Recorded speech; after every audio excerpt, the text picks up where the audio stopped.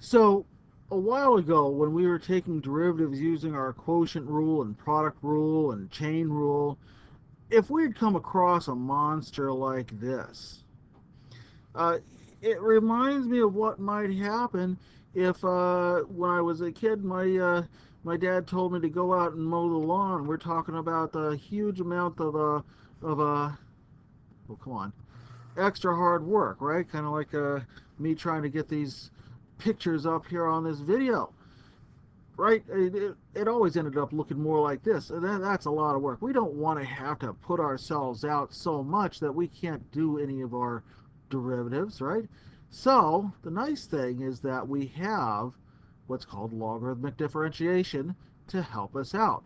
And if you recall your rules for logarithms, we can use logarithms and the properties of implicit differentiation to help us rewrite the expression to make our job a lot easier.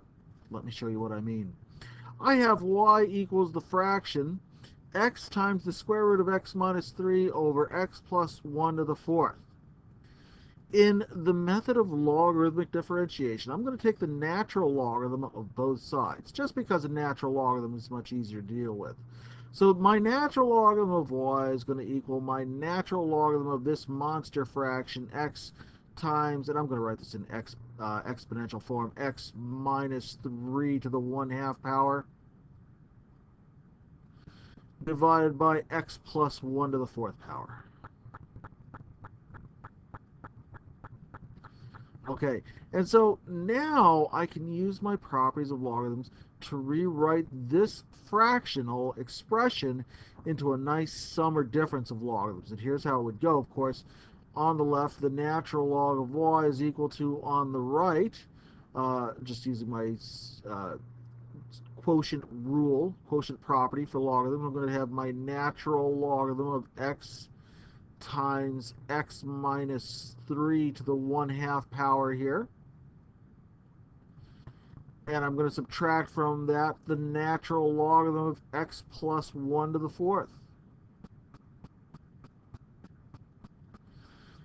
Now we can take it one further step here and say, well, the natural log of y, that's going to be equal to, by our product property of logarithms, the natural logarithm of x plus the natural logarithm of x minus 3 to the 1/2 power minus the natural logarithm of x plus 1 to the fourth. There it is. And then one more step, this becomes the natural logarithm of y equals the natural logarithm of x plus, let's take those exponents down, 1/2 times the natural logarithm of x minus 3 minus 4 times the natural logarithm of the quantity x plus 1. Well, what happens here? If I take my derivative on both sides using implicit differentiation, you take your derivative with respect to x of each term. So we're taking the natural logarithm of y right here, and we're going to take the derivative of each one of these terms. And don't forget that the derivative of a sum or difference is just simply the sum or difference of derivatives of each individual piece of the expression. So we've got 1/2 natural log of x minus 3 and minus 4 times the natural logarithm of x plus 1. Only it's not that bad, right? It looks like we got a whole bunch of terms, a lot of things going on. But when we take the derivative of the natural log of y, what happens? Well, we get y prime, which is the derivative of the argument, over y itself. And for each term right here, if I take the derivative of the natural log of x, we know we get 1 over x, plus the constant 1/2 times the derivative of x minus 3, which is 1 over the quantity x minus 3, minus 4 times the derivative of x plus 1 divided by x plus 1 itself. And right away, our differentiation step is a lot easier. We're not using a quotient rule and a product rule and a chain rule right here. We're just straight across taking our derivatives. Now, here's the thing.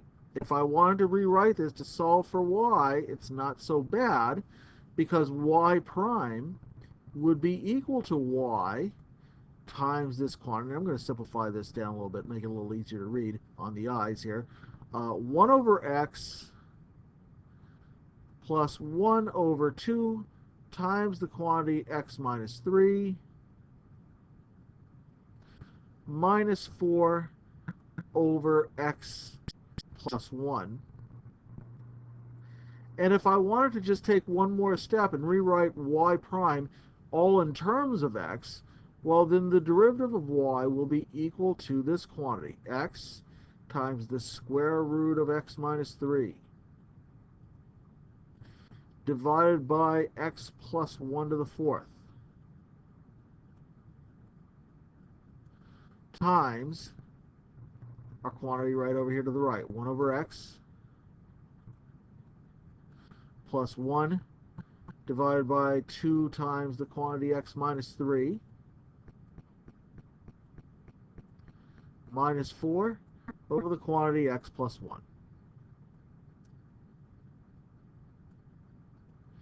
Now, a lot of other algebraic steps could go on right here if we really wanted to, but for our purposes, we've actually done everything that we need to do. And so this would be a perfectly nice, acceptable derivative to express for dy dx. And so we're done with this particular example.